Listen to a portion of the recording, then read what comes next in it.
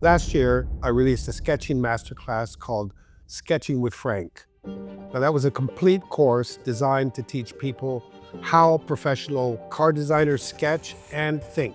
And the response was incredible.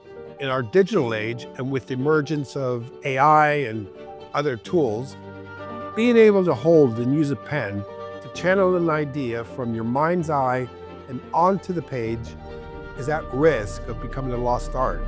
So I decided to do something about it.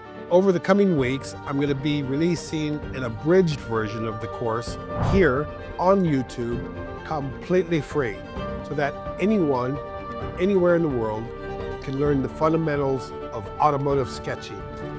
We'll cover everything from proportions, perspective, to line work, surfacing, highlights, and how to create sketches with real emotion and real presence.